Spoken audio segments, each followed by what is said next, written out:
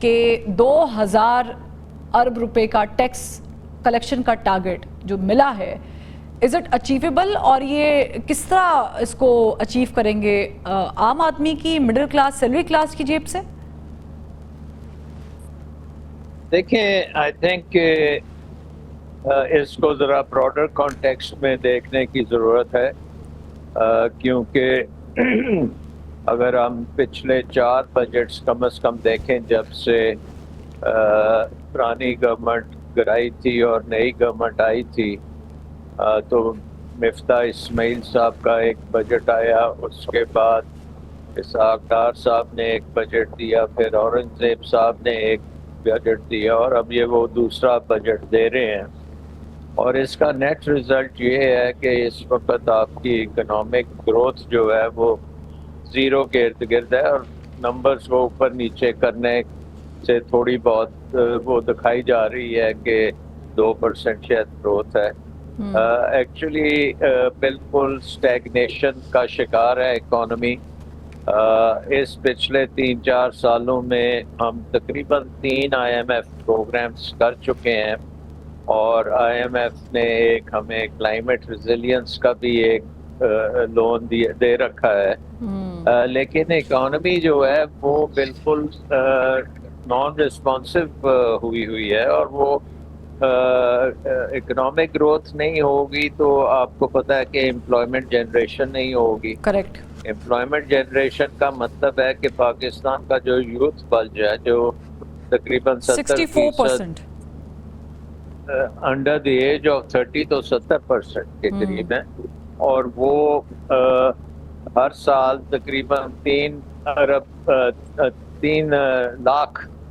Million jobs جو ہیں وہ مانگتے ہیں۔ 30 لاکھ جابس ہر سال دینے کی ہمیں پروڈیوس کرنے کی ضرورت ہے، اور ان کے لیے کوئی جابس نہیں ہیں۔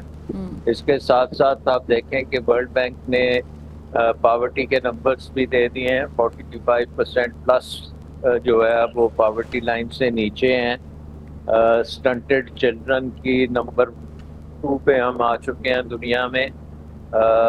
لوگوں کے پاس پیسہ نہیں ہے بجلی کا بل دینے کا، اسکول کی فیس دینے کا، اور خوراک پوری کرنے کا۔ تو یہ ہماری صورتحال ہے آفٹر کم از کم 3-4 پروگرام پچھلے 3 سال میں، اور 25 IMF پروگرام اس سے پہلے۔ Exactly. تو اب اس کے نظر میں دیکھیں تو میرے خیال میں یہ بہت ایک موقع تھا وزیر خزانہ کے لیے کہ اکانومی کو جو بیسک اسٹرکچرل ریفارمز کی ضرورت ہے اس کو ہم کم از کم شروع تو کر دیتے نا۔ لیکن جب آپ وزیر خزانہ محمد اورنگزیب صاحب کی گفتگو آج ہی کی سن لیں تو وہ کہتے ہیں ہمایوں اختر صاحب کہ ہم نے قرض لیے ہوئے ہیں اور یہ قرض والا بجٹ ہے۔ اچھا، قرض تو پاکستان کی ہسٹری میں خیر ماشاءاللہ رہا ہے، ہمیشہ ہم لوگ IMF کی طرف ہی جاتے رہے ہیں، بٹ آپ کے دور میں ایک پوائنٹ پر جب بجٹ پیش ہوا تھا، فائنانس منسٹرز آپ لوگوں نے بھی چینج کیے تھے، لیکن آپ لوگوں نے کنسٹرکشن پہ کافی چھوٹ دی تھی، اور انہوں نے یہ کیا کہ انہوں نے ریئل اسٹیٹ کے اوپر جو ٹیکسز تھے ان کو ریلیف دینے کی کوشش کی۔ آپ سمجھتے ہیں کہ کسی ایک سیکٹر کو ٹارگٹ کر کے ریلیف دینا اور باقی سیکٹرز جن سے ٹیکس وصول کرنا چاہیے، جس میں ایگریکلچر بھی ہے، ریگولیٹ بھی کرنا چاہیے، فارماسیوٹیکلز ہیں، ریٹیلرز ہیں، کہاں غلطی کر دی حکومت نے؟ میں اس پہ 1 منٹ میں آتا ہوں۔ میں ایک بات پہلے ذرا کر لوں آپ سے کہ دیکھیے پچھلے 20-25 سال میں جب سلمان شاہ اور میں بھی کیبنٹس میں تھے تو بڑا چینج آ گیا ہمارے ملک میں، کیونکہ کنسیشنری ڈیٹ کم ہو گیا ہے، کمرشل ڈیٹ بڑھ گیا، ہم نے اپنی قرضے کی ضروریات کم نہیں کی، اور ہماری ٹوٹل ڈیٹر لائبلٹیز 20-25 سال میں 6 گنا بڑھ چکی ہیں۔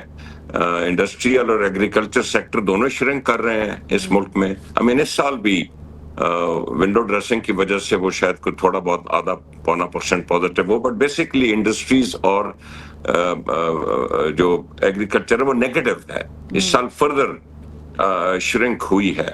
اور ہم یہ سمجھتے ہیں کہ اب اس پہ میں آتا ہوں کہ ڈیٹ مینجمنٹ آپ کا ڈیفنس سے 4 گنا بڑا جو ایکسپینس ہے وہ ڈیٹ مینجمنٹ ہے، جو ڈیٹ سروس چارج ہے۔ تو جو سب سے امپورٹنٹ ایسپیکٹ ہے وہ ہم دیکھنا چاہیں گے کہ یہ ڈیٹ کیسے مینج کرنا ہے, 1 سال 2 سال 5 سال کا کیا پروگرام ہے. ذکر تو ہوا ہے فائنانس منسٹر کی اسپیچ میں, اس کی ہمیں تفصیل دیکھنی چاہیے. دوسرا جو سب سے بڑا آپ کا ریونیو کا ذریعہ ہے, ریونیو وہ انڈسٹری ہے, سب سے بڑا ذریعہ. اوکے, وہ تو 50% یا بند ہو گئی ہے یا بند ہونے کے دانے پہ ہے. تو سب سے پہلے آپ اس انڈسٹری کو تو چلائیں اگر آپ نے اپنے ایف پی آر ریونیو کے ٹارگیٹس اچیو کرنے ہیں. اب میں آپ کے سوال پہ آتا ہوں فروا. دیکھیے ہر سیکٹر جو ہوتا ہے اکانومی کے لیے وہ ضروری ہوتا ہے. ہمارے ملک میں پچھلے کئی سالوں سے یہ بالکل ہوا ہے کہ ہم نے انڈسٹری کو مروڑا ہے, اور کبھی ہم آئی پی پیز کو کھلی چھٹی دے دیتے ہیں اور 20% ڈالر پہ ان کو ریٹرن گارنٹی کر دیتے ہیں. اوکے, یا پھر کبھی ہم سٹاک ایکسچینج کو بھی ٹوٹل چھٹی دے دیتے ہیں کہ ادھر آپ جو کمائیں گے نہ سوال پوچھا جائے گا نہ اس پہ کوئی ٹیکس لگے گا. پھر ہم ریئل اسٹیٹ سوسائٹیوں کو ادھر ارب خرب پتی لوگ بن جاتے ہیں. دیکھیں میں بزنس مین ہوں, میں کیپٹلسٹ ہوں, میں برا نہیں سمجھتا, نہیں ہمارا دین برا سمجھتا ہے منافع بنانے کو. اوکے, لیکن جب آپ ایک سیکٹر کو, اب انڈسٹری کیوں ڈاؤن گئی ہے, اس کی ایک وجہ یہ ہے کہ انڈسٹری میں جو بھی تھوڑا بہت پروفٹ کمایا گیا ہے وہ آئی پی پیز میں چلا گیا, وہ سٹاک ایکسچینج میں چلا گیا, وہ ریئل اسٹیٹ سوسائٹیوں پہ. لیکن آپ ٹوٹل چھوٹ دے کے پھر ہتھوڑا بھی نہ چلائیں. اب جیسے ریئل اسٹیٹ میں پچھلے سال اتنے ہتھوڑے چلے کہ ٹوٹل سیکٹر جو ہے نا وہ فریز ہو کے کھڑا ہو گیا, کوئی کام دھندا سب کا بند ہو گیا. ہمارے معاشرے میں ریئل اسٹیٹ امپورٹنٹ ہے, نہ صرف لوگوں کو گھر, بٹ جو کامن جو مڈل کلاس ہوتی ہے وہ کچھ اپنی چھوٹی موٹی انویسٹمنٹ بھی ریئل اسٹیٹ میں کرتی ہے. ہر کوئی اسٹاک مارکیٹ میں یا بینکوں میں تو نہیں جا سکتا.